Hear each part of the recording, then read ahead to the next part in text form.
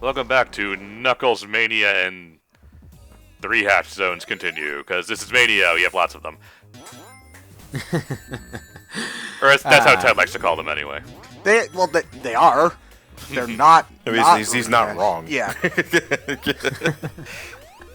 You see, it's one of those things where it's not just the fact that they reuse themes, but a lot of the times, especially in these Act 1s, entire set pieces are copied and pasted for many zones. And obviously they're sometimes brought out of order and other things like that, but that also bothers me a little bit, because at least with the Act 2s, it's a different take on the level we haven't seen before most of the time.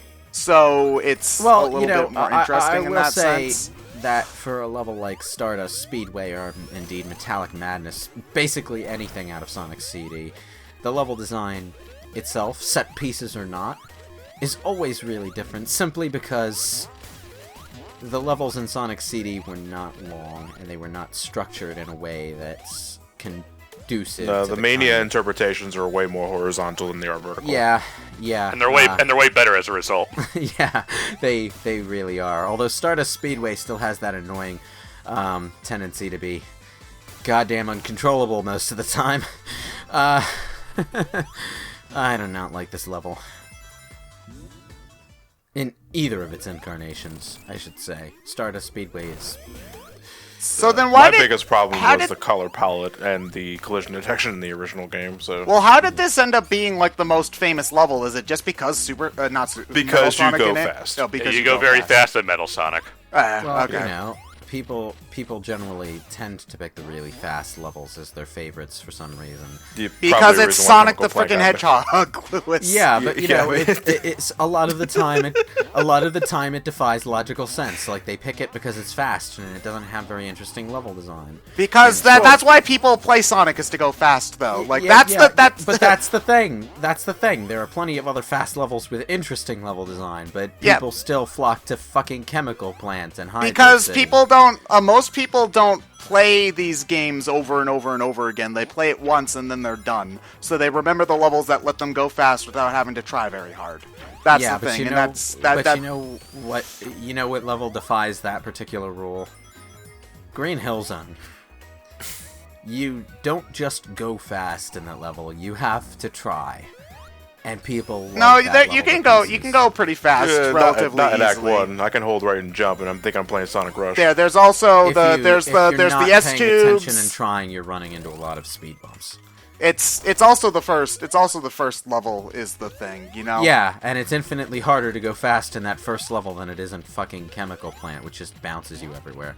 But the thing is, and you know, I'm not super salty about this, but it's still something. Yeah, you are. If I was, you would be able to tell in my voice. Trust me. But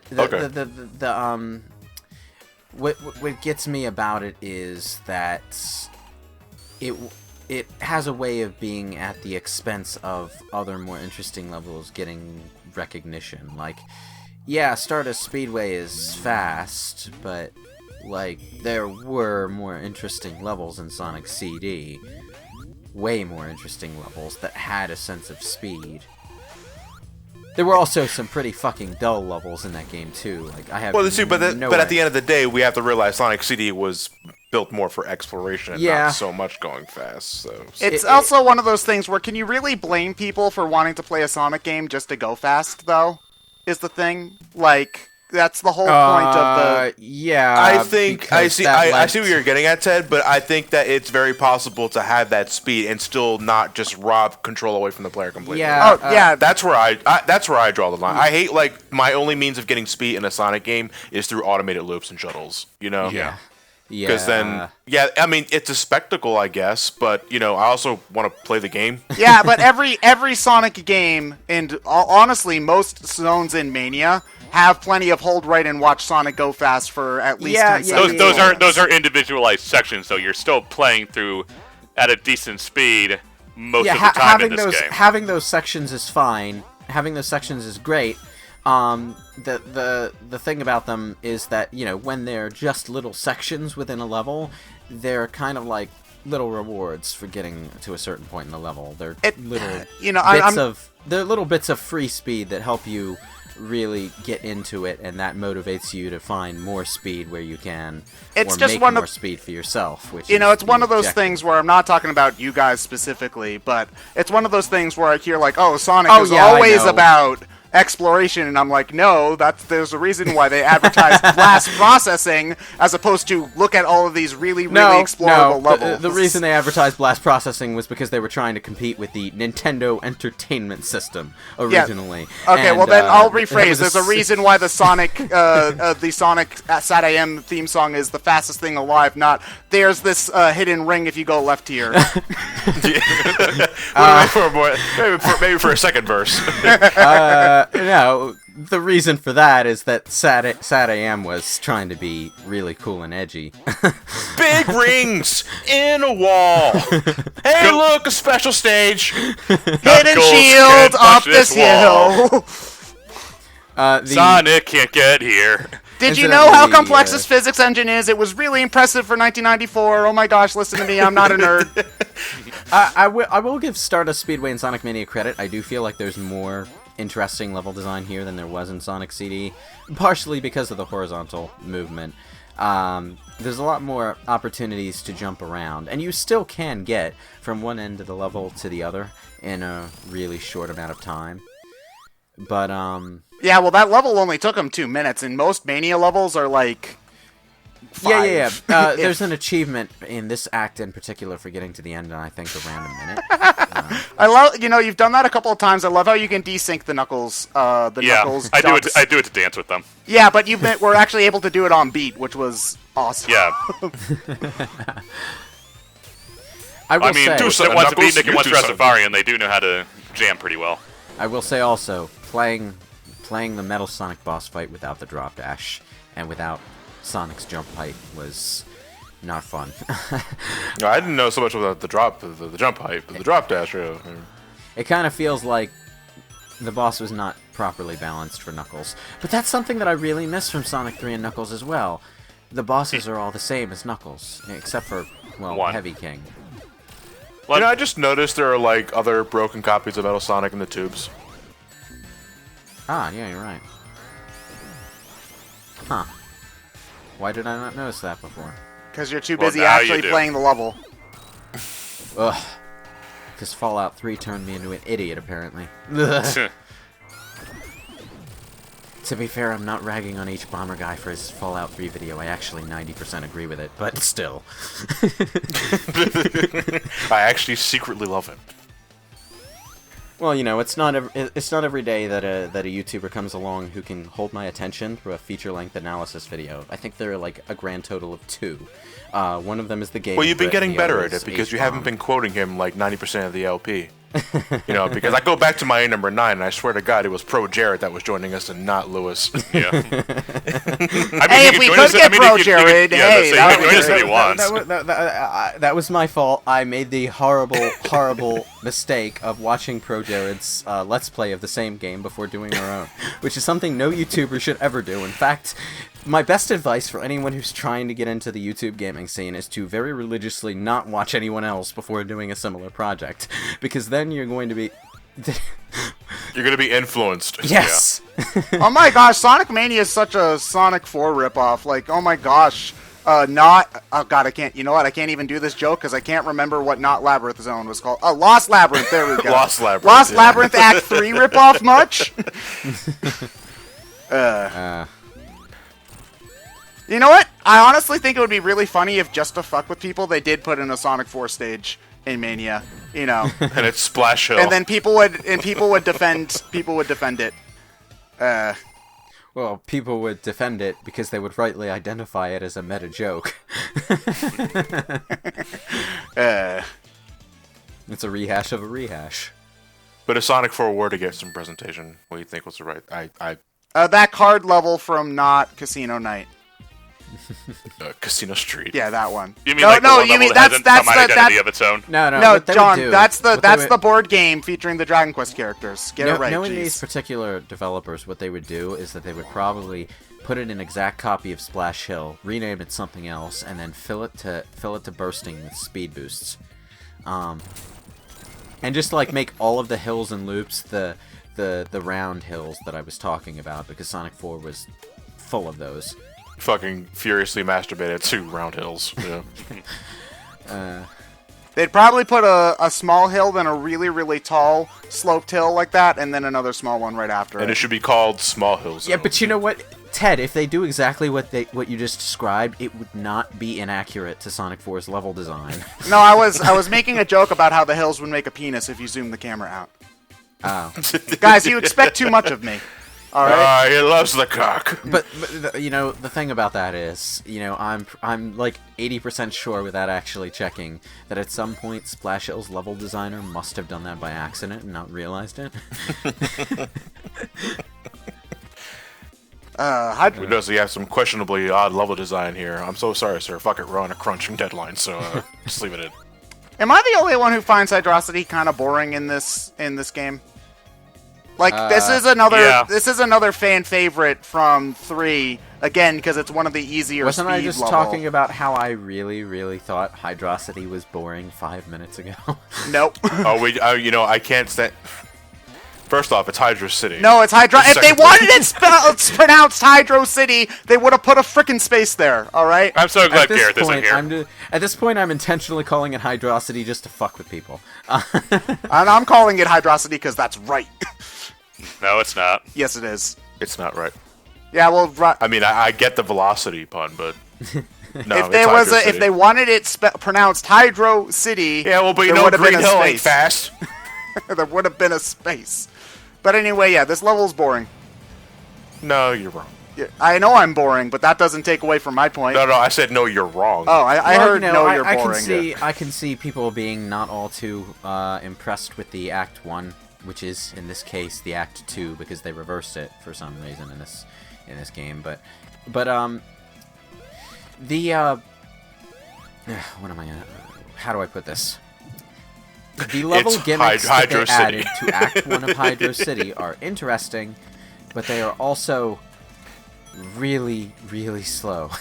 Like, I honestly don't find them that interesting. You stand on a boat for a couple of seconds. They're interesting in the sense that, okay, you have the boat, which is controlled by where you're standing on the boat. So you can make it go faster by standing closer to the front or back, or you can move it slowly by standing closer to the middle. That is interesting mechanically, not necessarily interesting to play. That's always a subjective thing. Or logical, for that matter. But then there's also the bubble thing, which is interesting to control, but which is a gimmick that was designed for the 8-bit games, which had to substitute, you know, platforming design for speed because they were fucking 8-bit games. What do you expect? You know? You fucking peasants. So we've got 2 new gimmicks for Hydro City Act 1 that are mechanically interesting, but also very slow. And in the case of the bubble, designed for a simpler kind of game. Honestly, it reminds water levels were always inherently slow in Sonic the Hedgehog games, but that's why I liked Hydro City, because it wasn't a slow water level. Yeah, but you know, the reason I dislike Hydro City is that it wasn't a slow water level, but it wasn't a slow water level at the expense of anything that would have made a water level interesting in my eyes. I would rather have a slow water level with mechanically interesting water mechanics than a fast water level that makes the water a non-issue. Sonic has never done anything interesting with the water, though, is the thing. Not entirely true. But it like, the only thing I can think of is... I'm not finished. Not finished. It's mostly true, but the reason I champion Aquatic Ruin as an interesting water level is because the placement of the water in that level made the process of avoiding the water its own reward. Well, I get where you're going, and Aquatic Ruin is one of the better water levels, but that's not doing anything interesting with the water. That just makes wanting you to not have it be... By far the worst offender is still Labyrinth Zone, because in that level... The problem was that the water was unavoidable, slow, and had nothing interesting going for it. Sonic 3 and Knuckles had the sort of half measure of. I would say also the. Sorry, go on. I just had another thought while you were talking. So yeah, Sonic 3 and Knuckles had the half measure of also inserting smaller bits of water segments into other levels. Man, which I honestly find better than just having the water level, which everybody hates. Pro tip: you can push down to drop bombs and destroy other bombs. There you go. I think the other thing is that it's not so much a point against Sonic per se about the water level sucking. It's that pretty much everyone does water levels terribly. Almost across the board. Not everyone, but most of water levels just suck, and it's not a Sonic problem. It's a general platformer problem. You know what one thing I like about Freedom Planet, which is kind of redundant because I'll probably a part where I've said this will probably be up by the time this goes live, but just giving Lilac the ability to swim made the water levels and the water sections and the other levels so much more fast-paced, because Lilac could swim, and then there were sections where the water would propel you, and it was like you were flying. It was exhilarating. I loved it. And you don't get anything like that in Sonic the Hedgehog, because Sonic can't swim. He just walks very slowly along the bottom of the water. It doesn't. Yeah, that's the thing about a water level is usually that it changes the way you play for a little bit. Like, for example, in Mega Man, you jump really high, so you have different platforming. In Kirby, you can swim in all different directions, so it's more about exploration. In Mario, you have his weird swimming thing, and everybody hates that. In Sonic, really, all it does is add a timer to how far you can move before finding a bubble, and slows you down, which isn't that interesting. It doesn't really change the way you play, it just makes it more tedious. It does, depending on the level design, because being slowed down in general alters the timing of everything, and you have to be able to adjust to that and be careful about what you're doing in terms of enemies and obstacles. It also just just fundamentally is the antithesis of what you expect from Sonic the Hedgehog. Yeah, but depending on the level design, and this is why Labyrinth Zone is such a huge offender in my book, is depending on the level design, it can either make avoiding obstacles more interesting or more tedious. Labyrinth Zone made it a hell of a lot more tedious. Well, the thing about Sonic is that usually if you're taking your time, making any one given jump isn't that hard. It's about trying to make jumps while going fast that makes any amount of platforming interesting, in my opinion. When it comes to Labyrinth Zone, it's the same kind of space. Like, the platforms are generally the same amount of space, so you're making the same kind of jumps. It's just you're going so slowly, you can't really even try to make it harder for yourself by trying to jump and platform quickly. It's not possible. And the thing I like about Aquatic Ruin Zone is that instead of making water the big feature of the level, they made it an obstacle in and of itself, something that you were consciously trying to avoid in order to maintain speed and stay on that upper route.